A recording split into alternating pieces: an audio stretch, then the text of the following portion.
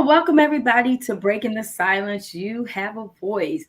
Oh my goodness, we are going to have such a hot topic today because last week we talked about sexual exploitation for some people, and we felt a need to be able to educate our viewers. So first, we want to say welcome all of our YouTube viewers, our Facebook viewers, and our Caribbean jammers to our show. I am your host, Lady V, and we have our host, Dr. Yvonne Bennett. How you doing today? You look really pretty. I like that. I'm doing well. I'm doing well. Somebody has a birthday coming up. Yep. Yeah. All 76 years. Yeah, my dad just celebrated his 19th birthday. So many great shout outs that we got.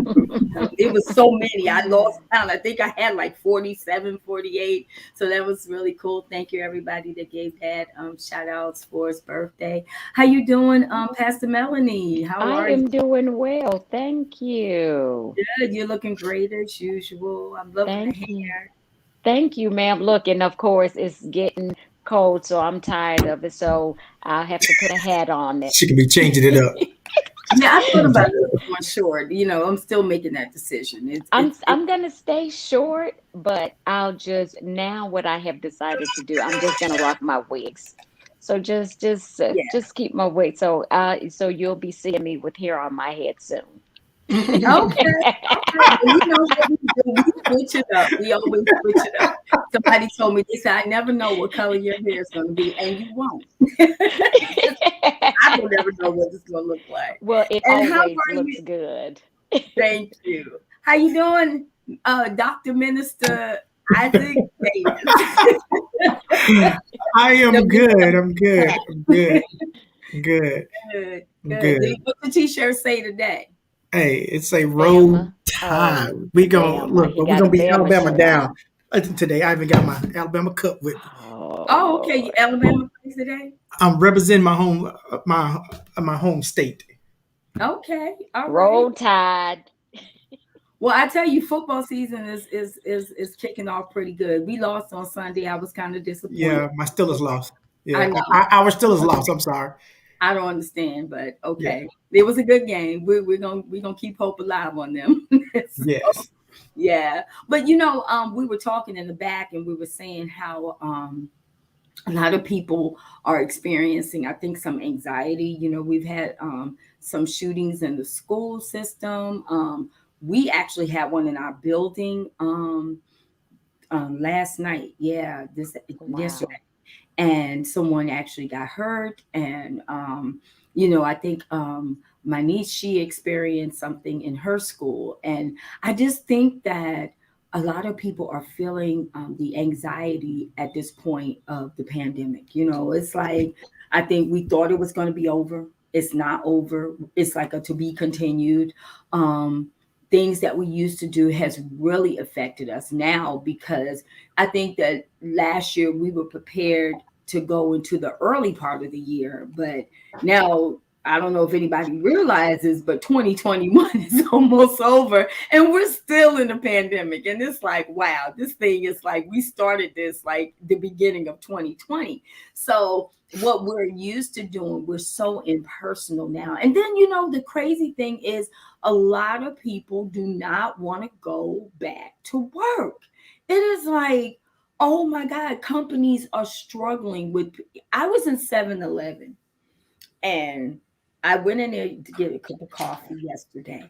And I wanted I put cappuccino in my coffee. And I asked the young lady, I said, well, your That's only cappuccino is 400. not coming out I mean, of the cappuccino is not coming out of Machine. the machine. all And right. so I was like, oh my goodness. I said, let me go ask this girl. So the girl came over to me. She looked and she acted like she didn't even know where the cappuccino machine was. So needless to say, she was like, well, I just started working here and I don't know how to change it. I said, okay, well, can you have the gentleman come over? She said, he don't know how to do it either. Oh.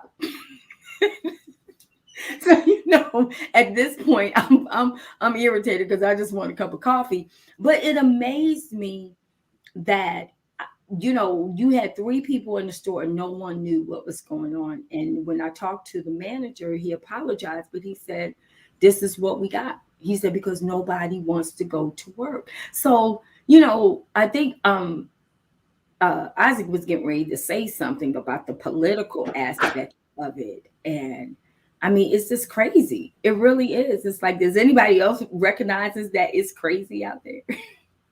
Oh, definitely.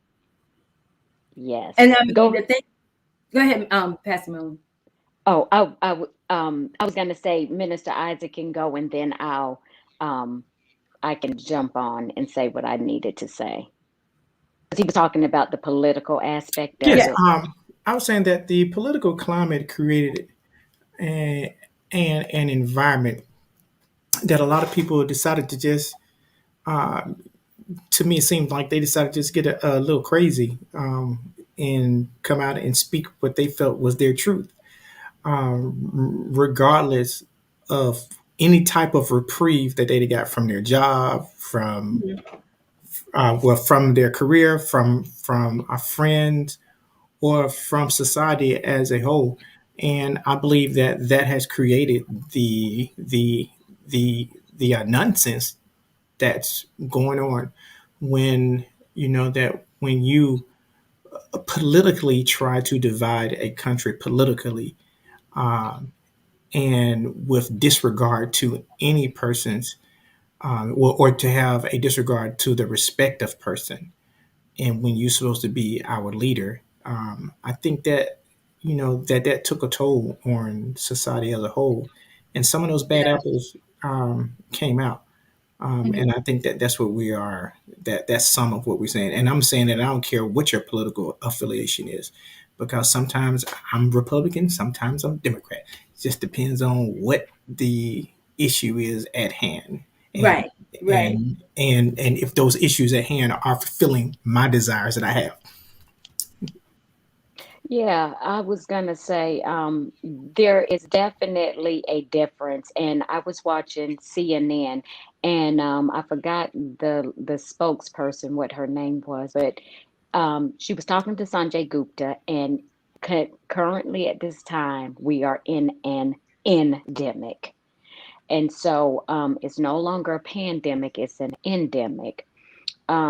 But that's where we are. So I'm like, okay. And I was telling Pastor, I said, well, and Jemiah said, well, you know what? We'll just be wearing our mask. It's a part of our life now, currently at this time. But when you look back, and I think Minister Isaac, you had mentioned it before, when you look back when the flu first came around, this is what we had to deal with.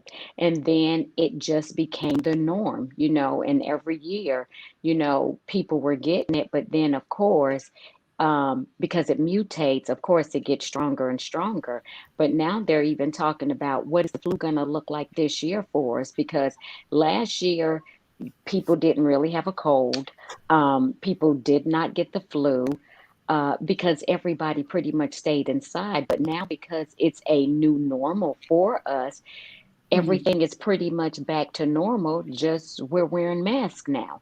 Mhm. But what we need to do is we still need to be precautious with washing our hands, not touching things. We still need to be careful in that aspect because COVID is still out there. You But know, like I said, it is an endemic.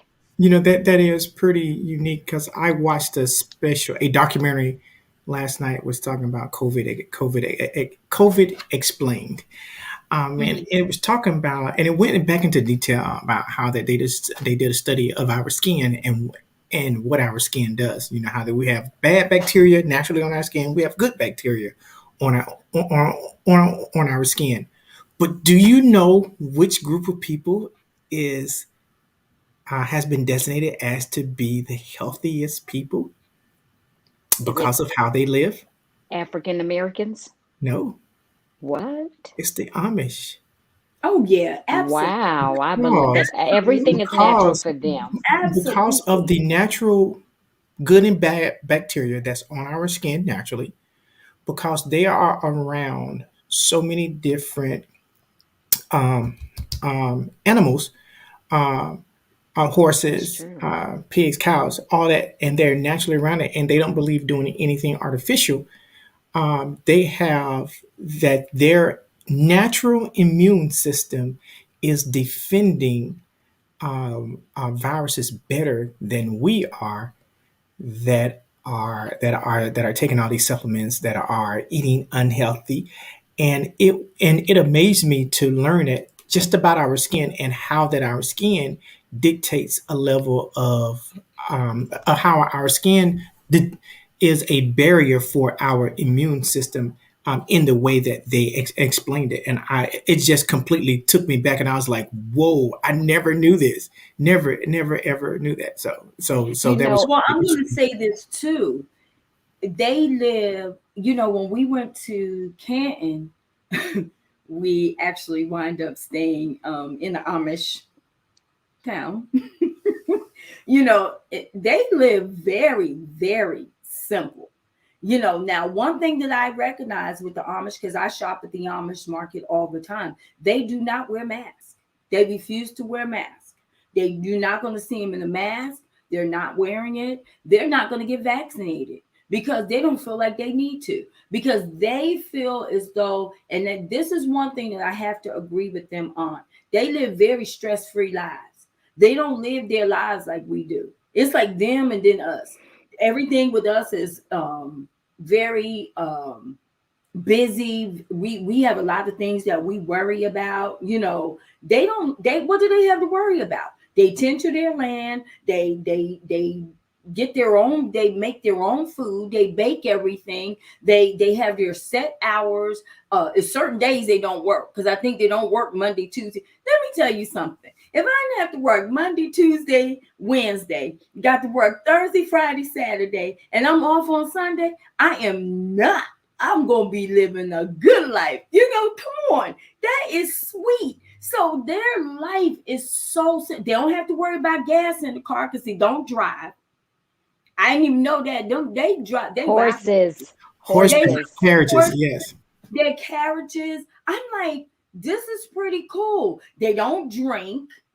Then going in the Amish country county, because it's alcohol free, and they don't smoke weed. They don't do the stuff that we do. They don't take medication. So all of the things that we experience in contaminating our bodies, they don't do any of that. That's why they're not afraid of the COVID. They're like, I asked them, I said, so y'all don't worry about masks? Because if have you gone to the Amish market in Laurel?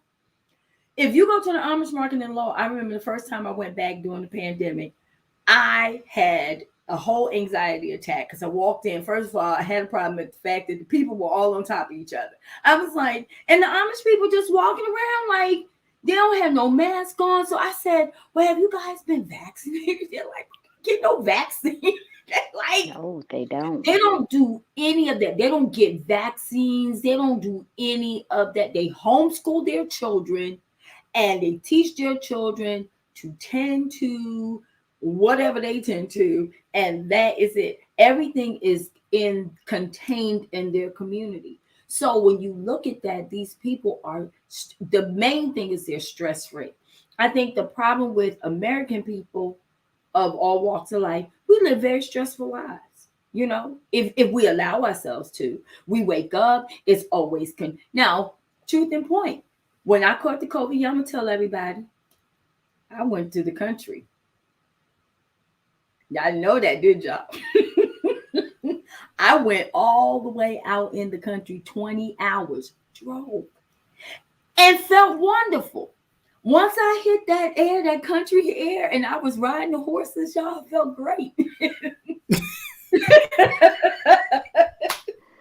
Hey, that's one reason I moved away from the city. Get Yes, all this yeah, nice, hey, get like all this this nice is like greenery and fresh air down here. it is All going the to all kill this you. nice oxygen.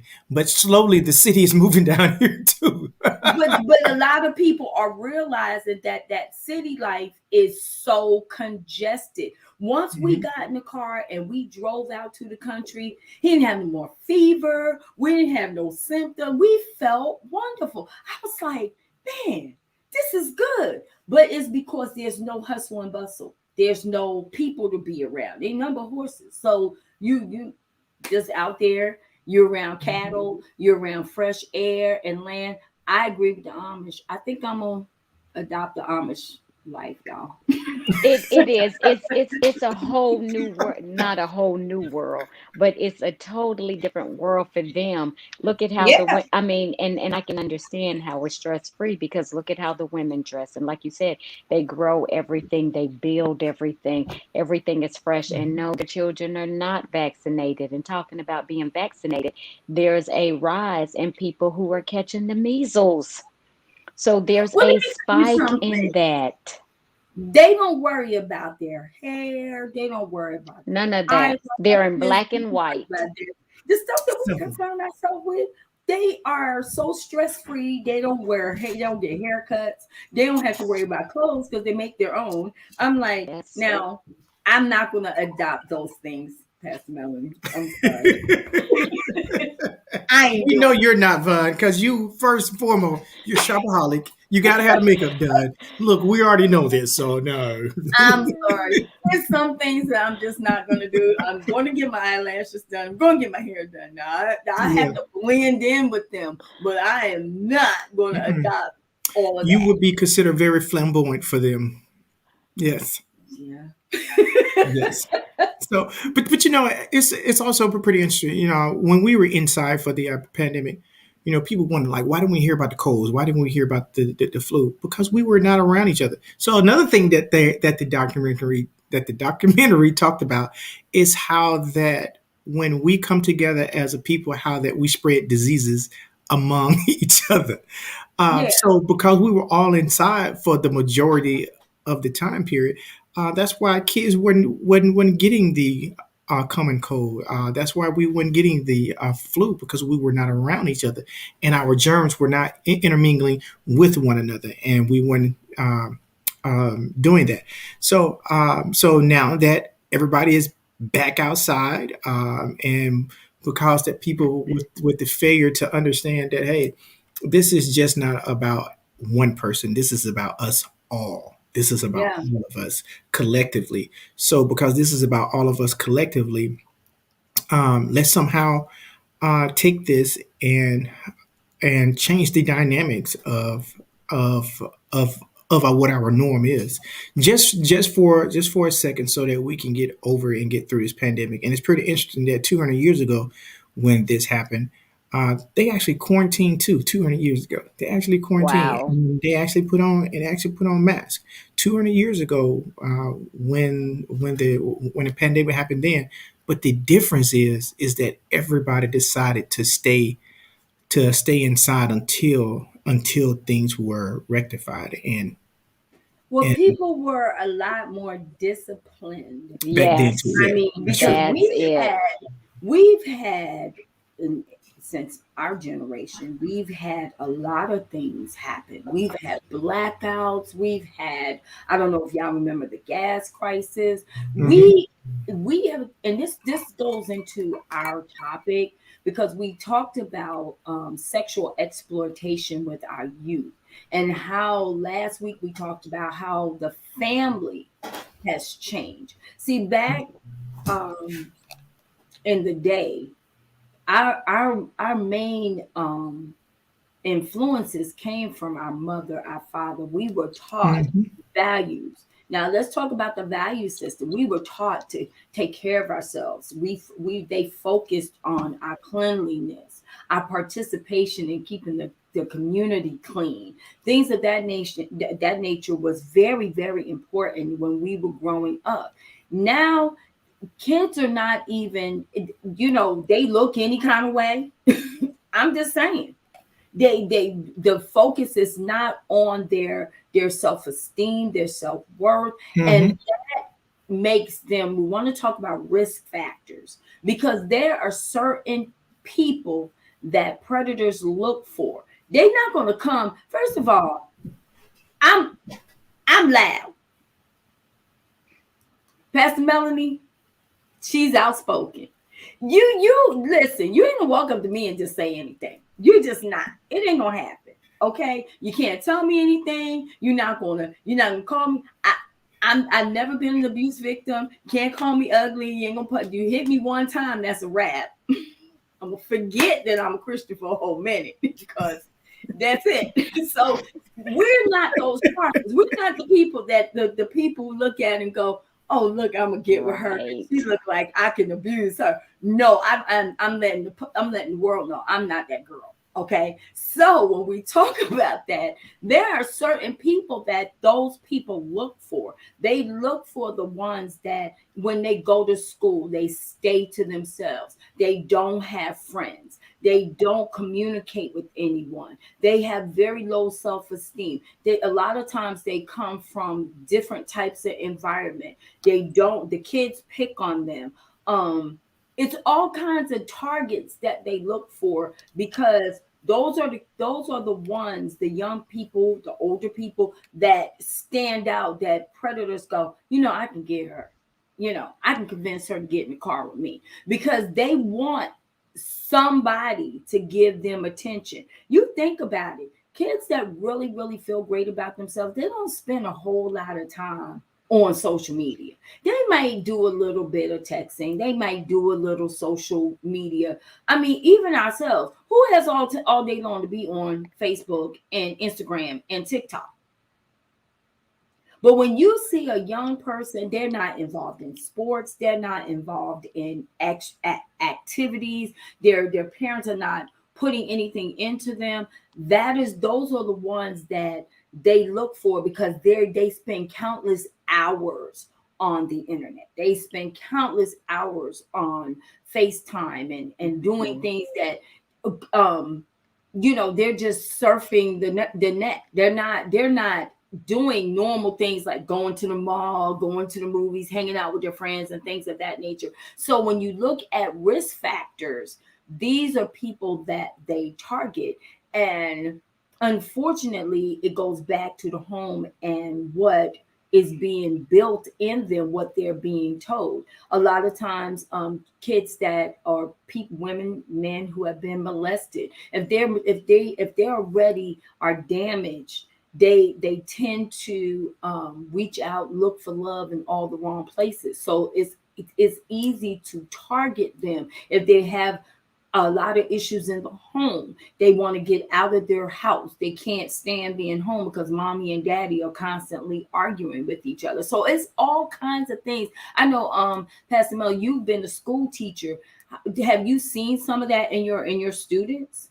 No, because back then, when I was actually teaching, it was more of a cohesiveness. Where the teachers were respected, the parents allowed the teachers to be teachers. But you knew which kids were different. You Yeah. totally did. And even back then, you didn't hear a lot about trafficking. Not at all. I remember really hearing about trafficking as soon as we moved here, which was in 2007, because they were saying Route 1, it was a big area for human trafficking. And that's when I actually heard about it. So when I was teaching, no, no, we didn't hear about it. Yeah, not like that. No. So what about when you were coming up? What were the girls like? Because you grew up. Now, oh, now coming up, um, so as far as me coming up, we didn't deal with it. Now I'm gonna say this. I'm gonna tell you this. Um, my mom, I'll never forget growing up, my mom actually dealt with I could say she did deal with it. And so what she would always ask me, she would always ask, has anybody touched me down there? She Mhm. said, I don't care who it is. And this is when I was a little girl. So I was, yeah, so I would say like 7. And so she would periodically ask, has anybody touched you down there? She said, you better tell me. She said, I don't care what they say. I don't care if they say I'm going to kill your mom, I'm going to kill your dad. She said, you better tell me. So I didn't understand at that time, but my mom did deal with it. Now, fast forward. like I said, so we learned about human trafficking when we first moved here. Well, when we ended up moving from where we lived at in Northern Virginia, and then we moved like not even 10 miles from where we were living at, maybe, yeah, not even 10 miles. Um, Jemiah, now she was in the seventh grade, sixth grade, seventh grade, and there was actually a teacher who she was a seventh grade, a teacher who actually put a note in her backpack. Now we didn't know anything about it, and so she had been dealing with this particular teacher. And at that age, I'm gonna say, how old are they in the seventh grade? About About 12, 12. Mm-hmm. 12, 13. So at that particular time, which after we talked to her, we she kind of felt something from this teacher. So anytime she was around the teacher, she always took a friend with her because she knew what she was feeling, but she wanted to know if am I wrong for feeling this? So she never did say anything. So this teacher actually put a note in her backpack, and we didn't know anything about it. And I get a call at work, and it is the police, and the police say, Miss Butler, a teacher gave Jemiah a note. And we have Jemiah here, and she said the note is at home, and we need to get that note from her. I said, okay, and everything was want, Jemiah, want, Jemiah, want, no, want, teacher. I'm like, wait a minute, say what? So I said, okay, I'm leaving work now. I'm on my way. So I'm beating feet to get here. Well, what ends up happening, the police brings her home Mm. and wanted her to get the note that the teacher gave to her. So this is what happened. So the little girl who she was friends with, her dad was a police officer and he actually worked in the school system. And this teacher, and so Jemiah showed the little girl the note. The little girl told her dad about the note. The dad ends up going to the principal, and so the police is involved. So at that time Jacob was at home, and I get home, and they got the note and Jemiah is with them, and I'm like, what? And so I called pastor and I said, honey, and I'm telling him what happened. So he gets off work. We had to go up, so he ended up going up to the school, having a conference and everything. So the teacher did get suspended, but Yes. sadly, he is still teaching. But this is a prime example of and Really? I'm going to say Jemiah was sixth grade. I'm going to say I don't even think she may have been seventh grade. I think she was because she was sharing. But for a teacher to put a note in a student's bag, so here it is with human trafficking. It's like they set kids up to see who they can and Yes. cannot get away with this. And I thank God that Jemiah was not the type that she was gullible. She knew what she was feeling. She knew, wait a minute, because she's thinking, wait a minute, am I thinking the right thing? Am I thinking the wrong thing? I'm just a kid, and this is an adult, and an adult is coming on to me. Oh, it was really, really a big thing, but we did commend her because of what she was feeling, and she was never ever alone with that teacher.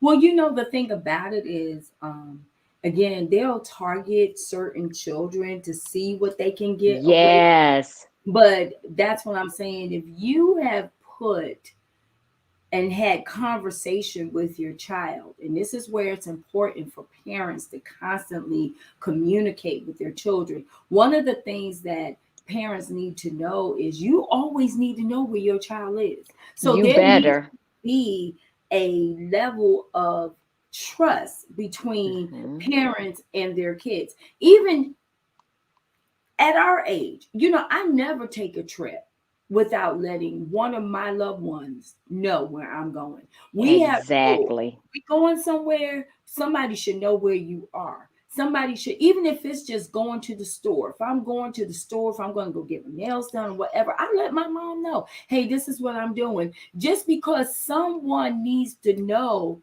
your whereabouts. You don't just, if you come up missing, somebody needs to know the last time they saw you. So if you're the type of person that, well, I don't want to answer to anybody. I know my youngest son, Miles, used to be like that. He used to always think, oh, well, I'm grown, I shouldn't have to tell you where I'm going. I'm like, no, it's not because I'm trying to control you. It's that I care about you, and you should know where I should know where you are, just so if somebody came and said, when the last time you seen your son, I can say he said he was going such and such a place. And I think that accountability is so important when you do go out, when you do go to school. You should, like, she was smart enough to let another child know, hey, teacher gave me this note. Now, she may not have felt comfortable at first, maybe telling her mom or her dad, but She wasn't. there should have been somebody that she can confide in, that is going to tell somebody. Because if they tell somebody, then somebody else is going to tell somebody. But we have to be aware that there are people out there that don't They're need. just crazy like that. Yeah, It's they pretty are. interesting, No, because you're absolutely right. I even told my children, this is funny, and everybody knows my children grown, all of them. I sent them a text message and said, I'm officially looking for a new set of children, because I have not heard from y'all in Right, so long, that I send y'all text messages and I get no response. I call y'all and I get sent to voicemail. So, Oh my and I was goodness. joking, That's but good. in essence, I had to tell them, say, look, I don't care if it's just one time a week. Hey, Dad, how you doing? Just to let you know that we thinking about you, or we doing okay. That's all that you got to say, or at least once a week. I said it shouldn't right, go a whole month, 2, 3 months, and I ain't heard nothing from you. Then when I call you, you don't want to answer the phone. I text you, you don't want to respond to the text messages. I got an issue with that. So, but No, it was you're jokingly. So, but it was so that joking, was because then good. both of them called me laughing like, "Dad, you crazy." I know, but it worked Yeah. though, didn't it? It did.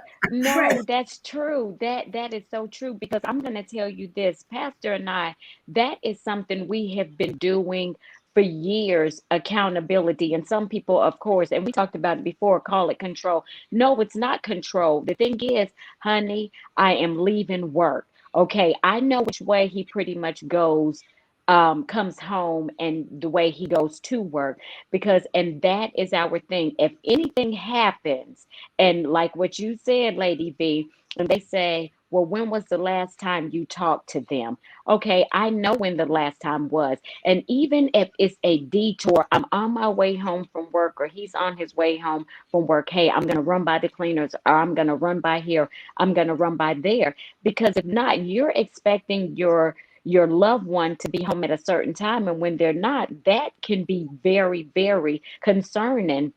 And that's even like Jemiah with her in school. We constantly talk throughout the day.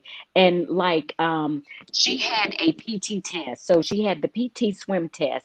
So before she had this test, she said, well, I'm going to go to the gym and I'm going to swim. Okay, mom, I'm on my way to the gym.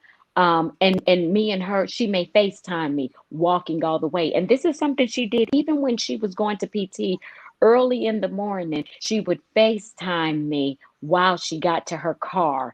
And until, okay, I'm in my car. Okay. And this is something we did because human trafficking just is not with little kids. You have adults as Yes, well with yes. human trafficking. And I will never ever forget, I think it was about 2 years ago, this lady, she went on Facebook Live saying she called, her car had broke down. She called an Uber or either a Lyft. And she was telling the man, hey, wait a minute, this is not where I'm going. And he was like, just sit back, be quiet. And she is like, well, where are you going and doing these different turns? And she said, when the car pulled up, it was, if I'm not mistaken, it was African American men, and it was like a gate, and they were sliding the gate open for the driver to pull in. She said she jumped out of the car and ran as fast as she could. And she said she called the cops at that time. Here it is. She's Yeah. a grown woman, but it goes to show that it's not necessarily little kids. Human trafficking is even with adults, and not only with men, but you have women. Not only with women, but you have men as well. You just have to be careful. You You have to be do. careful. You can't take your eyes off of your children starting little. You know, parents, when I see the thing that irritates me, I'm just gonna be honest. When I see parents and you walking in front of your kids, have y'all seen that? You got That you irks got me. parents and you walk in now. How many seconds does it take to snatch a child up? No Think about time at it. all. No I, time at I all. I saw one time I was in Walmart and the parent was all the way like two aisles down, and the child was just kind of walking behind the parent. And I thought about it. I said, it will only take a second for somebody to snatch the child. And then the child, if they had something to knock the child out, how quickly could they get out the door with the child with nobody even thinking that it's not their child? And that's what we Exactly. realize. I see people who leave their children in the car. Why do you leave your child in the car? It's It crazy. like it takes how many seconds for somebody to come and snatch your child up out the car or just take your car? You know, and these are the things that people were I didn't think it was That's you the weren't problem. you're not thinking. You don't you cannot if when I have my grandchildren, they're either one or two places. They in the cart or they in my hand. Those are the That's only two right. options you have. You if you don't want to get in the cart, then you're gonna hold my hand. If you don't want to hold my hand, then you're in the cart. But what you don't have an option in doing is walking by yourself. You just don't Exactly. That's because true. That's true. it's too quick for somebody to do it. So when you look at little children, now you're talking about older children. This is where we got to start teaching them not to talk to strangers Hmm. because now when you start having conversations with people, you don't know who you're having a conversation with. Hmm. Then when you talk about adult people, now let's talk about us. We used to be real trusting. It used to be where you Right. can have a conversation with people. We did. It That's true. used to be where if somebody said something to you, you could have a conversation with somebody. But now you can't do that because Yep. I don't know if you're going to snatch me up. So I have to now go from the store to my car. Hmm. Period. Hmm. I'm not trying to talk to people like that because I don't know who you are. And it's sad that it's gotten to Hmm. that place, but what we used to be able to do, we can't do anymore because we don't know who we can trust. So I totally agree with you, Pastor Mel. You know, people are they're taking little kids, they're taking teenagers, they're taking grown people. It doesn't really matter anymore. So we have to be so aware of our surroundings. We cannot just be, and I'm gonna tell you the Hmm. biggest issue. Yes. Yes. Yes. I'm gonna give a number. I'm gonna say 75% of the people in America don't know what's going on because they are this. So you don't know what you're doing. You're not aware of what's going on with your children because you're not paying attention to your children. You're not aware of what's going on in your surroundings because you're on your phone. Now, let Hmm. me tell you, talking about on the phone, and my kids knew high school seniors, it did not matter. And we told them at any time I will ask to go through your phone. So you better think about what you're putting in the conversations and stuff you're Yeah, having yeah. in your phone. Because at any time, and my kids will tell you, give me your phone. So I'm Hmm. searching, and I'll never ever forget. I can't even remember what grade she was in, and of course, see Joshua. Joshua learned. I was like, I'm gonna watch what I put in my phone. But Jacob, he has had some things in his phone. Wait a minute. And Jemiah, um, I have to laugh at and her every I time. took her phone, and I think I actually confiscated her phone for like 3 months, you all.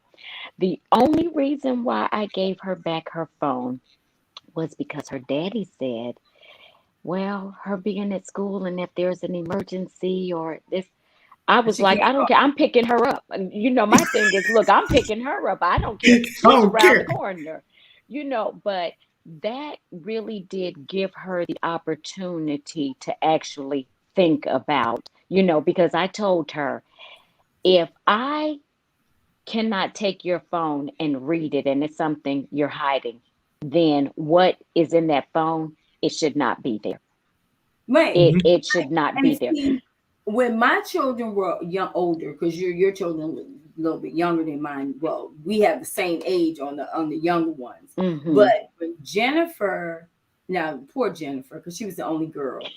But I used to do locker inspections. I did weekly room inspections. Now, in Jennifer's generation, that's where the note writing and taking Yes.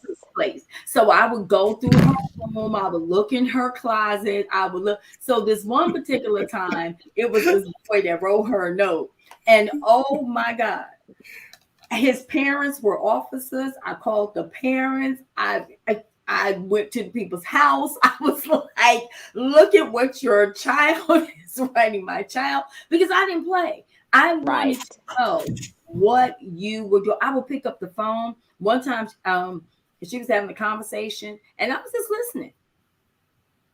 And then finally I said, well, I'll answer that question. She's like, because I would let you know I can see and hear everything. It There is, you go. you don't have an option. I am going to go through your things. So if there is something that you are doing, I think Gerard, I went up to the school, and now different generation. I went up to the school. I think the younger generation bring out the gangster in parents. I never thought of myself as a gangster until that one. I go up to the school now. I would go up to the school with Jennifer and Richard, and they would just be like, they would comply. They would be like, okay, she's gonna go through the locker, no problem. Here we go. But they're a new generation because there's a big age difference. I go up to his school and I said, open up your locker, and he turns around and tells his friends, oh, she tripping. I'm like, now I gotta be the gangster mom. Now I gotta be the mom that is no longer sophisticated and all of that because you're not Wow. gonna say that to me, Isaac. You're not gonna say that to me. so, Wow. so when I think that a lot of times parents they feel like their back is up against the wall because these kids say anything now. Now we look at our children, and like you said, I took my daughter's cell phone. Many times I turn your cell phone off. I paid Off. the telephone bill. I remember one time they came and I took the cable because I used to tell them you couldn't watch TV. So when I would come home, I know you watching TV. So now I got something for you. I disconnected the cable. But see, parents, we were the real parents. You Right. you do A, I'll do B. But now these kids these days, these parents, it's like the stuff that I hear that come out of young children as little as 5. It's like, It's the level of access that That's true. that everybody has. Everybody crave for freedom, freedom this, freedom that, freedom this, freedom this. But what we don't understand is how the level of access um, deprive us of what we consider for some to be considered family values. Um, when you think back in the day, everybody sat at the dinner table. The That's majority, right. not everybody, let me say it correctly. The majority of families sat down together and they ate dinner together after either your dad came home from our work, or mhm, or if you was in a home where both parents worked, or when both parents came home, you didn't eat prior to. Everybody sat at the dinner table. Um, even now, I have to tell myself, yo, when you go out there and do something, put your phone down. Again, look, I gotta laugh at the butlers. So hold on, because I know that they had. I don't know if they still do it, but there was a time period that when you went to eat for them, you couldn't bring your phone to the dinner Right, table. right. But you think Put that about it, phone down. That's right. it Hey, Put is your phone common down. exactly. courtesy. So, We but then, what did it teach? It taught us, let's communicate yeah. That's the instead key. of being so involved into this little electronic thing that sits in it. And then I'm so bad because I got three of them. But you know what? It's so rude when you It are is. together and you are on your. I can see you had to send a quick text, but we were out to dinner one night, and it was a family of four. No lie, every single person was on their cell phone, and the whole time. So they were eating, and I'm like, so this No family has communication. no None. communication. And that's the thing. It's like, I don't think people realize that those were the big, I know for us, that was the biggest time that our parents could collect information. Now, for me, you know, I used to have family meetings with my children. I will always ask them, how's everything going? Yep. What's going on? Is there anything you want to share with me? I would give them an option of, they could all give me something that they wanted me to think about changing. Jennifer says it so well. She's like, she never changed anything.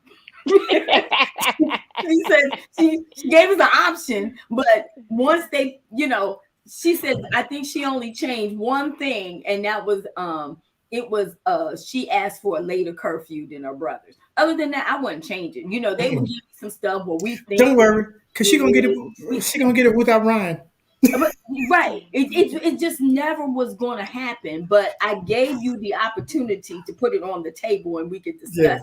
But Mhm. now when I hear children and they talk to their parents and they're in the store, you don't even know who the child is, Oh, because you the ain't kid. child is talking to the parent like the parent is their homegirl on the street. Mm-hmm. And they're turning No, around, you're they're like, right. yo, and I'm like, wait a minute. First of all, we're not doing that. You have parents that they're like, well, I if they're gonna smoke weed, I'd rather them do it in my house. What? Right. The You devil is a look at this. liar. Hey, look at this. Right. So I went to Fayetteville on Sunday after church. I went to go spend time with my daughter and my grandbabies. Right. So ironically, my daughter's boyfriend was at the house. Right. I didn't say nothing to him. I just listened to him. Got to play that daddy role. Yeah, whatever. Right. So, but one thing I'm going to give this guy credit for, the most respectful young man that I've met, one of the most respectful young men that I've met in this dispensation of time. Yes, sir. No, ma'am. Yes, ma'am. He was very respectable. So even though that, I had to play that gangster dad role, but I'm going to give the young man credit because of his respect and how that Yes. he honored the elders that were in the room. And to see that at their age in this time, that was so remarkable. And I have to give him honor for that. Now, other than that, I ain't got nothing to say to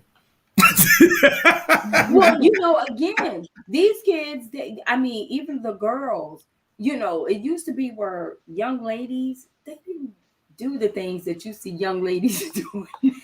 now. It's like, wait a minute, the girls are just as bad as the boys. So what happens is, this is where the exploiting comes in, because when Yes. they see this, they pay attention to it. They pay attention to it, and this is what's getting our Hmm. kids taken, because they're already out there. They're already Hmm. they're already exposing themselves. They've already been exposed to things that they shouldn't be exposed to. So it's kind of hard for predators not to pay attention to them, because this is what we see. This they are targeted. And it's so funny you say that, because, and I had shared this with y'all before, and I think it was, let me see, we're in the month of October. It was probably either the early part of August or maybe the latter part of July. I think it was August, the early part. And I'm in Potomac Mills, and I'm looking, and it was two Hispanic. Let me say this: the young ladies looked Hispanic, and I know they were probably in high school. And I'm looking and I see this man sitting down and he has his phone. And, if you don't know how to take pictures with your phone or not be obvious, then you can pretty much tell. But one thing I have learned is to be aware of my surroundings. And so we're walking and I'm looking at this man and holding up a phone. And I'm like, it looked like he's taking a picture or something. So I'm looking at this man. He doesn't see me looking at him. But after I passed by him and his phone was still up and I looked back, he took a picture of these two young ladies. And I'm Mhm. like, oh my God. Y'all, that was scary because it's like, I didn't know, do I approach this man and say something? Or, it was like right before my very eyes. And I was like, y'all, this is scary because here it is. He could be trafficking, and looking up But these let young me tell you ladies. something. Let me add That to was that. scary. Do we not realize that when we're on social media, the world has access to our life? They have Yes, access to our pictures. They have access to where we live, and we take pictures in front of our house. that's They have why I access try to our not to. children, our Mhm. grandchildren. See, this is the thing. There is no privacy. None. It's like, It's gone. I don't know, on cell phones now, it has a thing that says so and so is here. I don't want my Your phone location. my location. The Facebook don't need to know where I'm at. Exactly. The world don't need to know where I'm at. I see that and I'm like, we don't realize that people are everywhere and you don't know what people are taking pictures of. You don't know what people are doing. But again, if you are constantly on your cell phone not paying attention, then you don't know who's snapping pictures of you. You're absolutely right. And that's the thing. People are watching you and you don't even know who Didn't it even is know it. watching you. That's why that I have to remind my one of my greatest friends. I have to remind him, yo, stop posting everywhere. It's to stop posting your location while you're there. Exactly. Wait until Till you get after. home. Wait until you leave that, or simply wait till you leave the location and then tag yourself at the location. Because this is what you don't know. You only see the friends that you have on your Facebook page. Correct. You only see or you only think that they're the only ones that can see where you are, but that's not Right, true. When you got, and I said, and I was letting her know that a stalker never let you know that they're a stalker Right. until they present themselves in a place where you like, what you where doing you come here? from. You know, Exactly, Right. exactly. So you don't know who's stalking you, right. and and and my safety concern is, yo, wait till you leave the location before you say that I'm Correct. at this location. And so it's amazing that we get into arguments over that because I'm saying, no, it's a safety issue. I understand that that you ain't got just this amount of friends on your Facebook page, got that. But what you don't know is who's watching you. That's what you don't know.